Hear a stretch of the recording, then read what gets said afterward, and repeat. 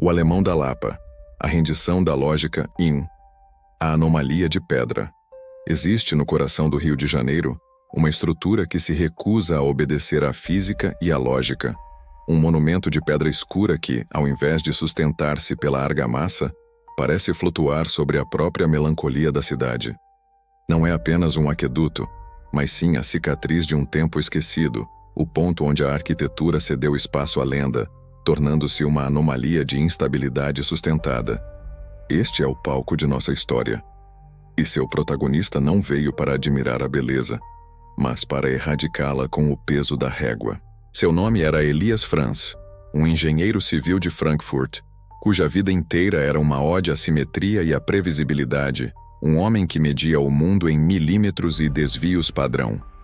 A transição de Elias para o Brasil não foi apenas geográfica, foi uma súbita transição geométrica, feita através do arco sombrio da Lapa, que para ele não era uma passagem, mas uma equação visivelmente errada. Ele enxergava o aqueduto como um desafio pessoal e ofensivo, uma rachadura na ordem universal que precisava ser resolvida antes que o caos se propagasse. A cada noite, sob a luz difusa dos lampiões, o aqueduto pulsava com uma vida própria, ignorando os princípios de estática que Elias tinha memorizado desde a infância. Ele via nos arcos da Lapa a materialização de tudo que a engenharia prussiana repudiava: curvas imperfeitas, inclinações que desafiavam a gravidade e uma sensação palpável de que a estrutura estava sempre prestes a colapsar, mas nunca o fazia. Elias começou a projetar mentalmente os reforços, as escoras de aço e o novo concreto que devolveria a esta relíquia a honra da finitude e da estabilidade. Segundo, a proibição da beleza caótica. A vida de Elias, na Alemanha, havia sido uma equação perfeitamente resolvida, um mapa onde cada passo era inevitável e logicamente ordenado. Sua paixão pela simetria, que ele chamava internamente de a proibição da beleza caótica, manifestava-se em tudo, desde a dobra exata de seu lenço até o rigor das fórmulas que carregava na memória. Sua chegada ao Rio de Janeiro era a missão clichê do europeu: decifrar o código finito e desorganizado de uma terra que ele via apenas como um erro de cálculo glorioso. Ele vestia seu chapéu de feltro cinza, símbolo de sua seriedade, e caminhava pela Lapa carregando plantas desenhadas à mão, onde cada arco do monumento era dissecado em linhas vetoriais. Seu desejo era simples: encontrar o desvio, o ponto exato de falha estrutural, para então aplicar o cimento e a lógica que garantiriam sua permanência definitiva. O aqueduto, para Elias, era um enigma de concreto que prometia fama, e o retorno triunfante à Europa com a prova de que ele havia domado o caos tropical. Mas a Lapa não era um laboratório. Era um corpo vivo que respirava ritmos e desordem. Seu primeiro contato íntimo com a cidade ocorreu sob a sombra dos arcos, onde o cheiro de suor e aguardente se misturava ao som primário do samba. Elias observava o movimento, a dança, o riso desorganizado e sentia um frio glacial na espinha. Ali estava a rachadura que ele se propunha a consertar, um excesso de vida que sua lógica prussiana considerava uma ameaça à integridade do concreto. Ele precisava impor a ordem, começar a medição, ancorar aquele espetáculo vibrante à solidez das leis newtonianas. Terceiro, o colapso da régua. A colisão inevitável aconteceu na primeira noite de medições sérias. Elias preparava seu tripé, ajustando a trena a laser, quando foi abordado por Isadora, uma sambista de olhos profundos e sorriso que parecia zombetear de qualquer coisa previsível. Ela dançava ali todas as noites, não sob o aqueduto, mas sim com ele, e viu a obsessão do engenheiro como uma afronta pessoal ao monumento. Isadora o confrontou, não com argumentos acadêmicos, mas com a subversão mística. Ela disse que o aqueduto não era mantido pelo cimento, mas pelo ritmo sincopado do pandeiro e a pulsação das pessoas que se moviam sob ele. Elias tentou ignorá-la, taxando-a de supersticiosa. Mas a escalada da verdade começou quando ele apertou o botão de sua trena de precisão alemã. O primeiro golpe foi a medição. A trena a laser entregava números impossíveis, variações de milímetros que mudavam a cada minuto, negando qualquer ponto fixo. Ele refez a medição dezenas de vezes, mas o comprimento entre duas colunas jamais era o mesmo, como se a estrutura respirasse. O segundo golpe veio quando ele inseriu os dados no software CAD, o programa de desenho que jamais errava.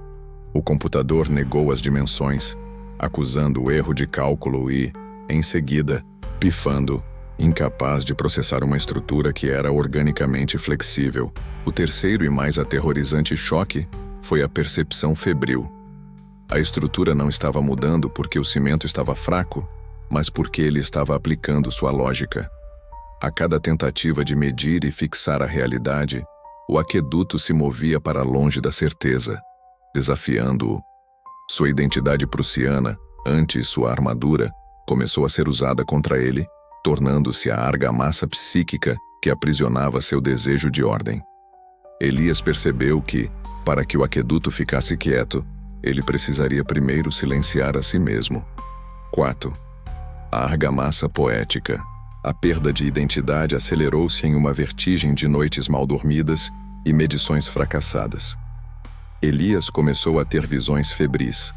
A pedra parecia pulsar, e o som do samba, antes um ruído irritante, infiltrava-se em seus sonhos como uma melodia estrutural. Ele começou a duvidar de sua formação, de seus mapas, e até mesmo da solidez do solo sob seus pés, sentindo-se um fantasma preso entre a ordem que defendia e o caos que o absorvia. Durante uma dessas noites de delírio, enquanto inspecionava o arco central, ele notou uma pequena descoloração na pedra, um bloco que parecia minimamente deslocado do resto. Com ferramentas improvisadas, ele forçou a abertura, revelando um nicho secreto, um relicário de pedra esquecido nas entranhas do monumento. Dentro, não havia tesouro, mas um pequeno baú de madeira e um diário amarelado do século XVIII. O diário pertencia a Sebastião Coelho, o arquiteto português responsável pela obra. Elias traduziu as letras desbotadas, e a revelação atingiu-o com a força de um soco. Sebastião confessava: o aqueduto nunca fora construído primariamente para conduzir água. Ele era, na verdade, um relicário gigantesco, um receptáculo de cinzas de poetas e amantes não correspondidos, um monumento destinado a encapsular a emoção e a melancolia da cidade. A argamassa não era feita apenas de cal e areia, mas sim de cinzas e versos, a argamassa poética, que garantia a maleabilidade da estrutura. Elias compreendeu, em um momento de clareza aterrorizante, que o antagonista não era a natureza ou o tempo, mas sim a mentira poética intencional. Ele estava tentando consertar uma obra que só permanecia de pé porque era imperfeita, viva e intencionalmente caótica. Sua missão não era técnica, era existencial. V. A rendição. O ponto de virada exigiu uma escolha brutal entre a necessidade profissional e o desejo secreto. Elias já não era o engenheiro de Frankfurt, mas uma casca de homem consumido pela verdade insuportável. Ele precisava aceitar sua permanência ali para sustentar a estrutura mágica. Se ele publicasse a verdade sobre a argamassa poética, a lógica do mundo desabaria sobre os arcos, e o aqueduto que ele amava em segredo colapsaria. Ele caminhou na madrugada fria em direção ao arco central, o coração pulsante da estrutura, carregando apenas o diário e sua trena de precisão. O confronto final não foi contra a física, mas contra o símbolo de sua antiga vida resolvida. Sob o peso imponente do arco, ele observava o fluxo lento e eterno da boemia noturna, percebendo que a beleza do caos era a única sustentação possível. A trena de precisão, o objeto que ele havia venerado como um ícone de verdade, era agora seu maior inimigo.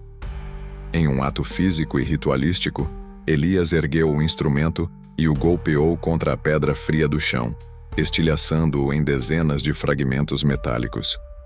Aquele barulho seco, o som da régua sendo destruída, foi a explosão de sua rendição e o nascimento de sua nova função. A aceitação da pulsação da cidade foi imediata e dolorosa. Ele abandonou ali não apenas a trena, mas o desejo de finitude, o medo da desordem e a camisa de força da lógica prussiana. Elias se entregou à permanência, tornando-se naquele instante uma nova e incalculável constante nos arcos da Lapa. 6. O alemão da Lapa. Naquela mesma noite, o engenheiro Elias Franz, o homem da equação resolvida, desapareceu. Não houve gritos ou fuga, apenas uma suave dissolução. Ele não fugiu do rio, mas se tornou a própria gravidade que ancorava o aqueduto. O corpo, antes rígido pela disciplina prussiana, moveu-se para a sombra e abandonou a rigidez pela flexibilidade da permanência. No dia seguinte, a prefeitura encontrou o quarto de Elias intacto, exceto pela ausência de seu ocupante. Sobre a mesa, estavam as plantas detalhadas e incompletas, e o chapéu de feltro alemão dobrado ao lado do passaporte. A trena quebrada, deixada sob o arco central, era a única pista tangível de que a lógica havia sido derrotada pela lenda. Elias não foi punido por sua rendição, nem foi salvo pela cidade que o absorveu. Ele se tornou uma função arquitetônica, uma sombra sorumbática que vaga pelas fundações do monumento nas noites mais densas. Ele é o vigia silencioso que não precisa de cimento ou cálculo, pois agora sustenta a estrutura pela pura força de sua aceitação melancólica. Para os moradores e boêmios da Lapa, ele se tornou uma figura lendária, um espectro loiro de olhos vazios que apenas observa o fluxo da vida sem julgamento. Eles o chamam, em voz baixa e reverente, de o alemão da Lapa. Não se sabe se ele está ali por escolha ou por maldição, mas sua presença é sentida como algo tão vital quanto as próprias pedras que ele jurou consertar. Seus dias como engenheiro se tornaram poeira nos cantos dos arcos, mas a lenda de sua rendição vive no compasso eterno da cidade. Dizem que nas madrugadas mais quentes, quando o último acorde do pandeiro se silencia, o brilho estilhaçado da trena de precisão, abandonada e quebrada, reflete o ritmo da vida noturna. Aquele fragmento de metal alemão, fundido ao ritmo sincopado do samba, eterniza a história do homem que tentou medir o infinito e, ao falhar, se tornou parte dele. Encerramento. E assim a história se desfaz. O eco do que foi vivido, a sombra do que foi perdido, permanece pendurado no ar rarefeito, como um perfume antigo em um corredor esquecido. Nenhum desfecho é completo. A verdade, muitas vezes, não é um livro fechado, mas sim um horizonte perpétuo que tentamos alcançar. E a única certeza que nos resta é essa melancolia suave de que algumas lembranças existem apenas para nos assombrar, gentilmente na escuridão. Se você sentiu o peso desse silêncio, se essa sombra o tocou profundamente, deixe sua marca como um rito de passagem.